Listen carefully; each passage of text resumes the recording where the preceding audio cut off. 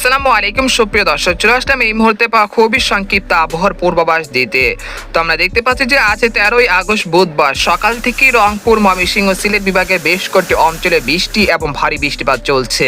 তবে এই মেঘ বৃষ্টির প্রবণতা আজ দুপুর বা বিকেল পর্যন্ত চলমান থাকতে পারে।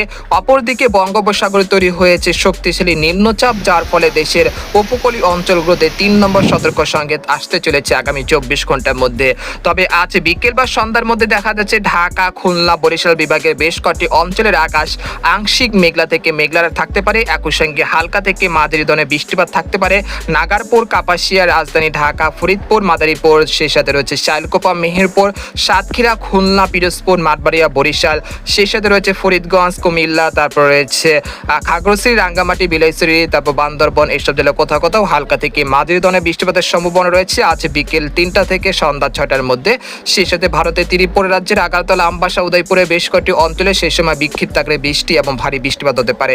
অপরদিকে টানা ভারী বৃষ্টিপাতের কারণে দেশের উজানে অতি ভারী বৃষ্টিপাত হয়েছে। এর ফলে তিস্তা তীরবর্তী অঞ্চলগুলোতে পানি বৃদ্ধি পেতে পারে, যার ফলে লালমনিরহাট, কুড়িগ্রাম, চিলমারি, তারপর সিরাজগঞ্জ, তারপর হচ্ছে বগুড়া, এইসব জেলা কোথাও কোথাও নিম্ন অঞ্চল প্লাবিত হতে পারে আগামী 24 ঘন্টার মধ্যে। তাই আপনারা যারা বন্যা কবলিত এলাকাগুলো রয়েছে সেখান থেকে যারা আমাদের ভিডিওটি দেখছেন তারা অবশ্যই পূর্ব প্রস্তুতি নিয়ে রাখবেন আগামী 24 ঘন্টার মধ্যে এই ভারী বৃষ্টিপাতের কারণে।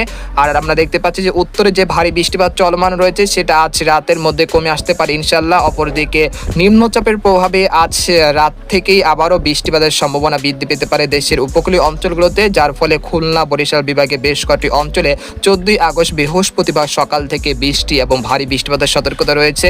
সেই সাথে ভারতের পশ্চিমবঙ্গের কলকাতা, খড়গপুর, দক্ষিণ ওড়িশা, এসব জেলাগুলোতে বৃষ্টি এবং ভারী বৃষ্টিপাতের সতর্কতা রয়েছে।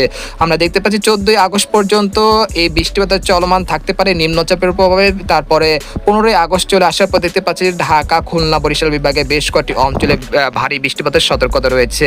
তো এই পর্যায়ে আপনাদেরকে সংক্ষিপ্তভাবে জানিয়ে এই আবহাওয়ার খবরটি শেষ করতে চাচ্ছি। তো আমরা দেখতে পাচ্ছি যে আগামী 5 দিনের মধ্যে রংপুর, ময়মনসিংহ, সিলেট বিভাগে বেশ কয়েকটি অঞ্চলে প্রায় 50 থেকে 60 মিলিমিটার পর্যন্ত ভারী বৃষ্টিপাত হতে পারে।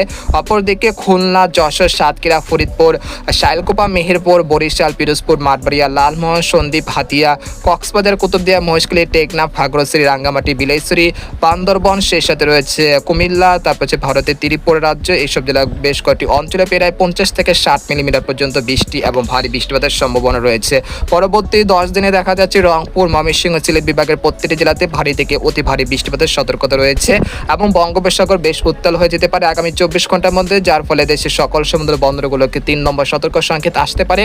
একই সঙ্গে এই 3 নম্বর সতর্ক সংকেত আগামী 17 বা 18 তারিখ পর্যন্ত চলমান থাকতে পারে। তারপর বঙ্গোপসাগর আবারও স্বাভাবিক হয়ে আসতে পারে ইনশাল্লাহ। তো এই ছিল আজকের খবর। তো আজকের খবর এখানে শেষ করলাম। সবাই ভালো থাকুন, সুস্থ থাকুন, আল্লাহ হাফেজ।